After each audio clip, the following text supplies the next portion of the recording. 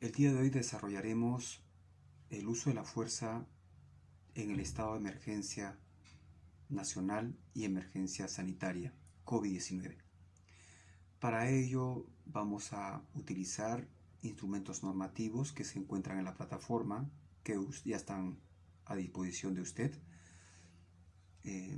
Ya lo bajaron y va a ser importante que usted lo tenga a la mano para articular y el desarrollo de esta clase que lo vamos a resumir en las partes más importantes, ¿no? Pero va a tener 5 pausas, 5 puntos. El primero es los estándares internacionales del uso de la fuerza. El segundo es el decreto legislativo 1186 y el decreto supremo 012 que regula el uso de la fuerza para la Policía Nacional. El punto 3 es la normativa que declara el estado de emergencia nacional y la emergencia sanitaria. Cuarto, la cartilla instructiva para las acciones militares de las Fuerzas Armadas en apoyo a la policía. Quinto, normas complementarias. ¿Sí? Esas normas complementarias van a ayudar fundamentar la buena práctica de su función en esta etapa de la pandemia del COVID. ¿Listo? Entonces empecemos. Vamos a empezar con este famosos instrumentos de los estándares internacionales del uso de la fuerza. Sí, los estándares internacionales del uso de la fuerza son 2. Tome nota. Código de conducta para funcionarios encargados de hacer cumplir la ley. ¿Sí? Y el segundo es los principios básicos sobre el empleo de la fuerza y armas de fuego para los funcionarios encargados de hacer cumplir la ley. Estos 2 instrumentos son importantes, no vinculantes para los estados. ¿Sí? ¿Por qué? Porque coadyuvan a fortalecer su normativa interna. ¿Ya? Empecemos con el Código de Conducta. El Código de Conducta da lineamientos, es más, especifica a quienes se les dice funcionarios encargados de hacer cumplir la ley. ¿Sí? Esa denominación se le da a todo aquel que haga funciones de policía, ¿no? Especialmente en lo que es arresto y detención. Ese es el marco específico. Pero a su vez también este código de conducta otorga lineamientos de conducta al funcionario encargado de hacer cumplir la ley, en este caso al funcionario militar. Y consta de 8 artículos, ¿sí? De 8 artículos.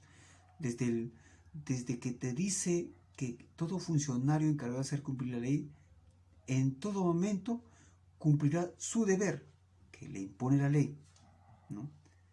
Eso, porque es un deber cumplir la ley, es un deber participar en estas acciones militares, ¿no? Dispuestas por el gobierno.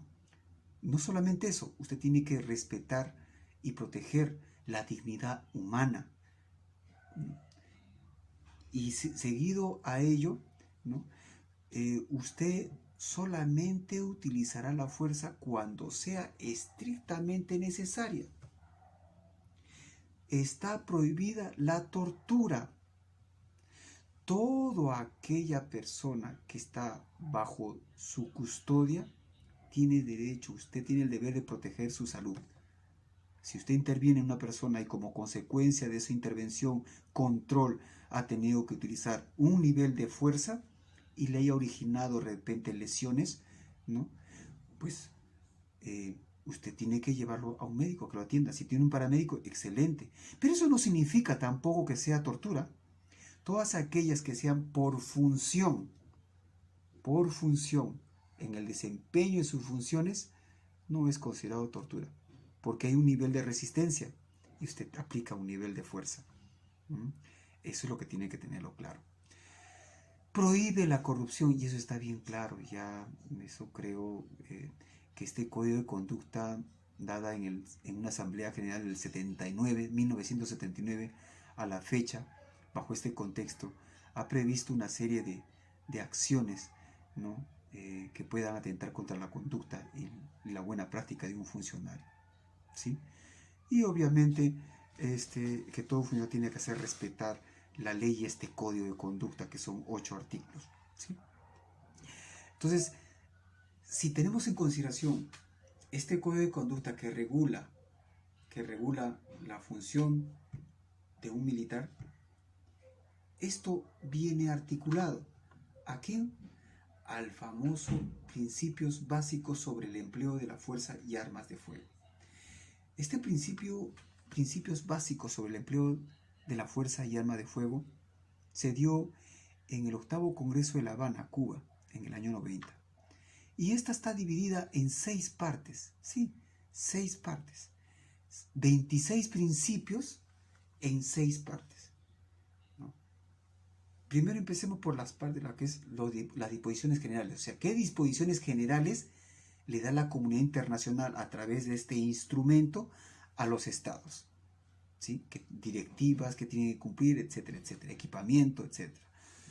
Después viene la otra parte, la segunda, que viene a ser las disposiciones especiales. ¿Qué quiere decir con estas disposiciones especiales?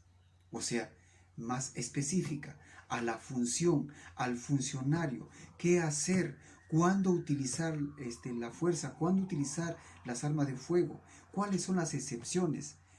¿Sí? La tercera parte ya viene la actuación en casos de reuniones ilícitas, manifestaciones ilícitas. Hay que recordar que una cosa es una manifestación ilegal, ilícita, y otra cosa es una manifestación violenta. Las actuaciones en ambas, es distinta, ¿sí?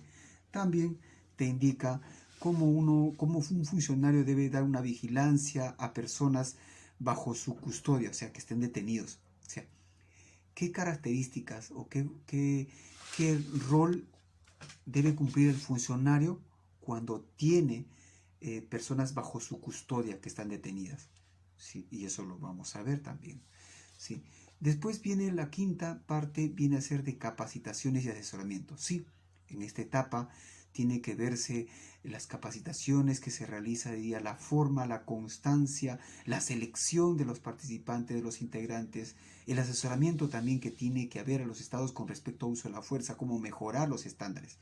Y obviamente la última parte, los últimos principios que tratan de lo que es netamente los procedimientos de presentación de informes y recursos, ¿no? O sea, en esta etapa tiene en consideración mucho lo que pase después. Las responsabilidades judiciales que tenga con el uso de la fuerza, cuáles son las excepciones, qué informe se tiene que presentar. Eso es lo que tiene que tener mucho en consideración. Dentro de estos principios básicos que usted lo tiene, su lectura, sus instrumentos lo tienen en el material bibliográfico, vaya al principio 9. El principio 9 es un principio muy importante porque ahí están las excepciones. Si bien es cierto, todos estos 26 principios en su interior indican los principios que se debe tener en consideración, que es la legalidad, la necesidad, la proporcionalidad, también te dicen cuáles son las excepciones. No te limita que puedas hacer uso de la fuerza, no te limita que tú puedas hacer uso de las armas de fuego. Te dice, ¿no? Te dice, salvo excepciones. Y esas excepciones, ¿cuándo se dan? O sea, se usa el arma de fuego, el funcionario puede hacer uso de su arma de fuego cuando esté en defensa de su propia vida o de terceros. Sí, así es. Y no solamente eso, te dice también cuando hay un peligro de muerte. En nuestra normativa dice un peligro real e inminente. ¿Sí? También te lo especifica para evitar la comisión de un delito grave de su perpetración. Un secuestro, puede ser también un asalto y robo a mano armada. ¿Listo? Las circunstancias, cómo obedecen a esto. También te dice, hay una parte que te dice cuando vas a detener a una persona que represente ese peligro y que se esté dando la fuga. Ahí mucho cuidado cuando se da la fuga. No significa se da la fuga y yo utilizo mi arma. Un momentito. Tiene que tener en cuenta una característica especial: peligro real e inminente, que es en nuestro país. Peligro real e inminente.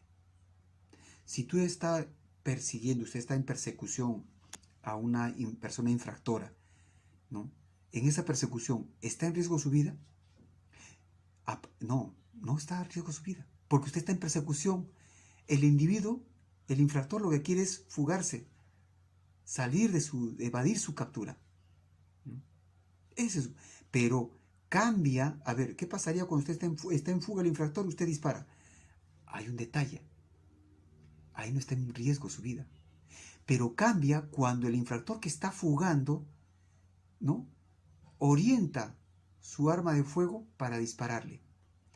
Ahí sí está en riesgo su vida. Ahí cambia el escenario.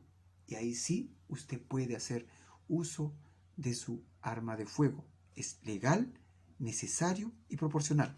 3 principios. Entonces, bajo ese contexto, usted tiene que tener mucho en consideración. Ayuda mucho estos instrumentos internacionales para viabilizar la función específica en un Estado, en lo que es la seguridad pública, el orden público. ¿Sí? Listo. Esta primera parte. Tenemos la segunda parte. ¿Y qué quiere decir la segunda parte? La segunda parte que tenemos es el Decreto Legislativo 1186. ¿Y qué es el Decreto Legislativo 1186 y su Decreto Supremo 012? Regula el uso de la fuerza para la Policía Nacional. Y de acá usted tiene que tener en consideración 2 puntos. El concepto y sus principios también. Normativa internacional, netamente para policía. Si esta es una norma netamente para policía, ¿le puede ayudar a las acciones militares? Sí, como doctrina. Como doctrina. No se olvide que ahora es uso de la fuerza en DH, no uso de la fuerza en DIH. ¿Listo? El uso de la fuerza en DH tiene un contexto normativo. Y acá hay 2 puntos. 2 puntos de este decreto legislativo y de este decreto supremo, que es el concepto del uso de la fuerza y sus principios. ¿Y qué dice el concepto? En el concepto te dice que es el medio que utiliza todo funcionario policial para lograr el control de una situación que atenta contra 4 cosas: la seguridad, el orden público, la integridad y la vida de las personas. Ese es el fundamento que debe tener cuando un funcionario haga uso de la fuerza. Señor funcionario militar, usted disparó al infractor o a la persona o al procesado, ¿no? ¿Por qué disparó? Usted le dice, los funcionarios encargados de hacer cumplir la ley están facultados de usar la fuerza. El objetivo es lograr el control de una situación, porque las circunstancias que estaba la conducta de este infractor atentaba contra la seguridad, el orden público, la integridad y la vida de las personas. Cuando usted coloca esos sus informes o en sus declaraciones, no va a tener problemas. Así es que eso es el punto. Y el otro dentro de esta normativa del uso de la fuerza para la policía están sus principios. Son principios elementales, son principios rectores del uso de la fuerza: la legalidad, la necesidad y la proporcionalidad. La legalidad, porque tiene que tener una norma que ampare su intervención. Y esa norma son las que tiene. Esa norma es este instrumento, la 1186. La necesidad cuando el uso de la fuerza no haya otra manera de lograr el objetivo legal buscado. Es necesario, ¿sí? Y lo proporcional es el equilibrio entre la gravedad de la amenaza y la cantidad de fuerza a emplear, ¿sí? La proporcionalidad es un principio muy polémico, muy controversial, ¿no? Equilibrio entre la gravedad de la amenaza y la cantidad de fuerza a emplear. Sí, listo. Estos 3 principios de legalidad, necesidad y proporcionalidad tienen que estar juntos. No pueden estar separados. No es que para una función diga, no, yo quiero solamente legalidad, yo necesite necesidad, yo proporcional. No es así, ¿no? Tienen que ir de la mano. Son 3, van de la mano. y si no, y si le falta un principio en alguna intervención, algo puede pasar. Sí, algo le va a pasar, ¿no? Entonces, tenga en consideración eso. Y seguidamente a estas normativas, tanto internacional como nacional, sobre el uso de la fuerza, viene ya la normativa del estado de emergencia nacional y la emergencia sanitaria. Esto es importante porque, si bien es cierto, el estado de emergencia nacional fue declarado por el Decreto Supremo 044-2020-PCM, ¿no? Y sus modificatorias que amplían hasta acá, hasta el 31 de julio del presente año, ¿no? Entonces, esa es la que declara el estado de emergencia nacional y que especifica una serie de participantes en lo que es los sectores, ¿no?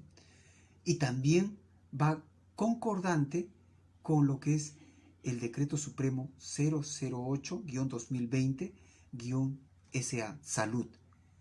Es quien declara el sector salud a través de sus lineamientos, ¿no? Es quien declara la emergencia sanitaria, es quien aplica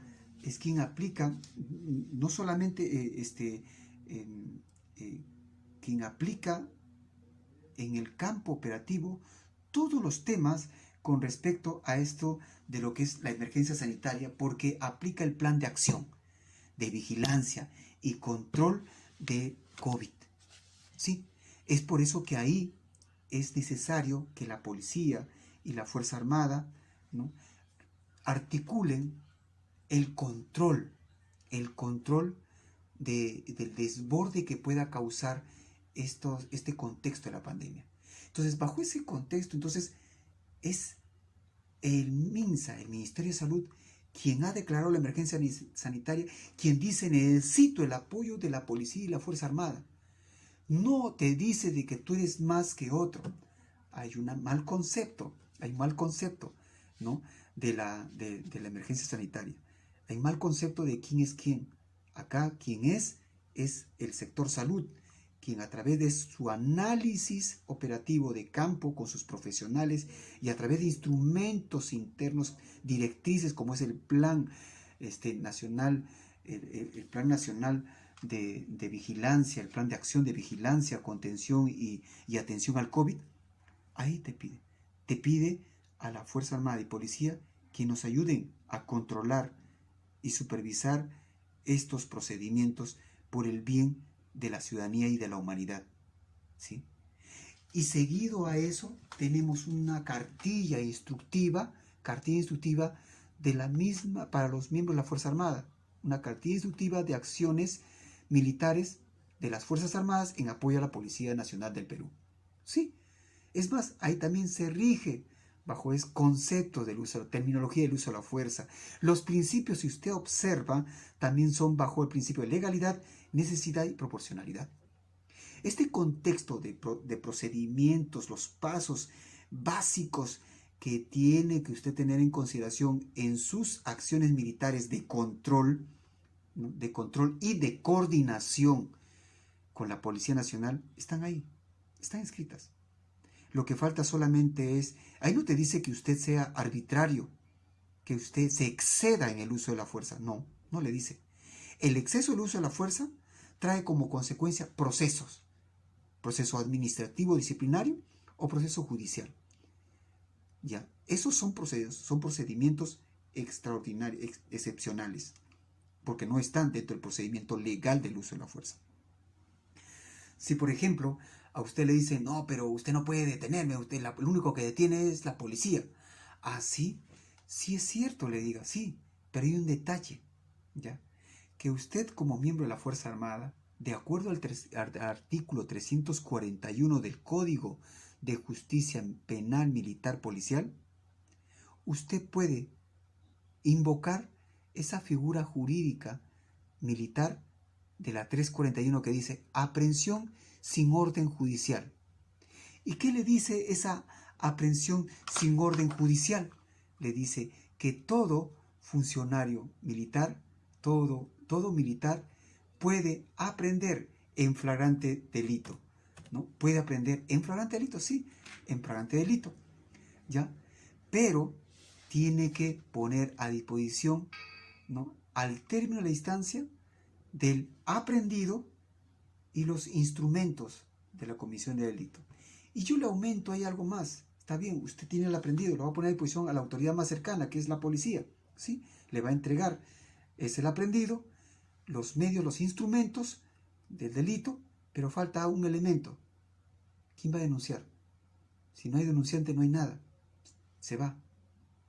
Entonces tiene que tener ahí el aprendido, el agraviado o víctima, ¿no?, denunciante, y los medios, ¿no?, medios del delito, que forman parte del delito.